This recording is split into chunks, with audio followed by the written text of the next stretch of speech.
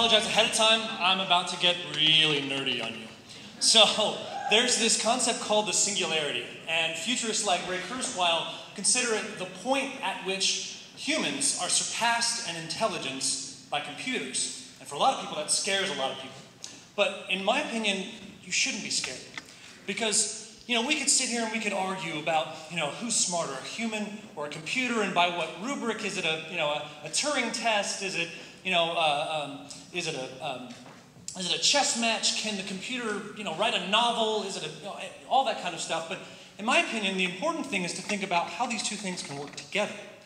And so, in the history of computing, the interaction between humans and computers has evolved. And so, we've got mice and keyboards, and now we're getting into trackpads and touch, and we're getting into some new things like Microsoft Connect, where you move around, and even into some more advanced stuff like augmented reality and Google Glass and Layer and things like that. And we're moving even farther.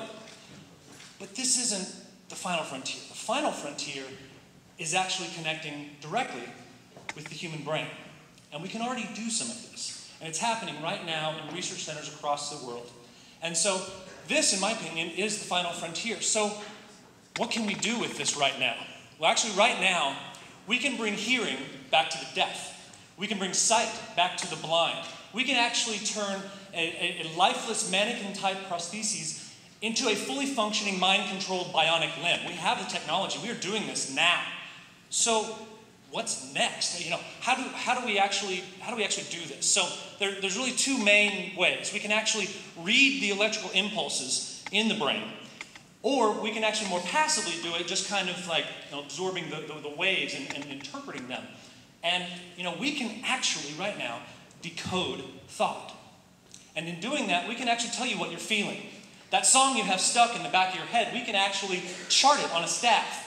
We can actually take that image in your mind's eye and recreate it on a computer screen.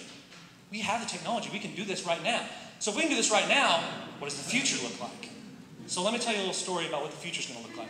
Imagine you wake up in the morning and your alarm goes off, but it doesn't wake your spouse up because it's actually a signal inside your brain.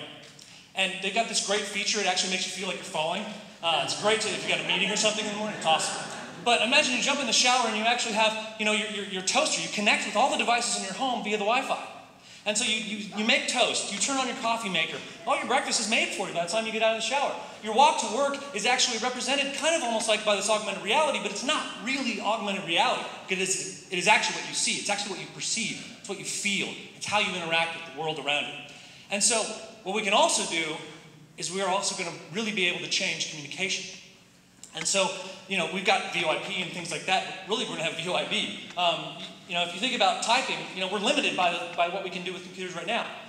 Typing 60 to 100 words per minute, and I know my mind goes 1,000,000 miles an hour, and yeah, it's about an order of magnitude faster. So, we can also completely change education. No more virtual classrooms. We will actually be able to download information into our brain. We're going to expand the capacity of the human mind. And that's a really, really powerful thing. But it also leads to potential problems, like potentially being hacked. But I would argue that we can already do this. A lie detector test is really just hacking human physiology to determine whether or not a human being is lying or telling the truth. So what else are we going to be able to do? We're going to drive our cars. We're actually going to do things that we've never been able to do with the human body by these types of interactions. This researcher actually does these kind of dog fights with these helicopters, and he controls them with his brain, and his coworkers control them with joysticks. He's already better than them using his mind.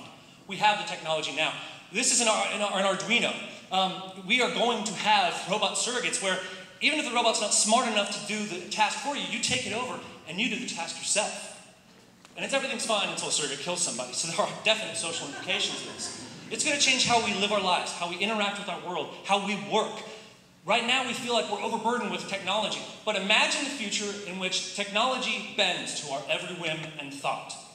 That, in my opinion, is the new singularity. So it's not the point at which computers become smarter than human beings. It's when we break the chains and we make technology subservient to us.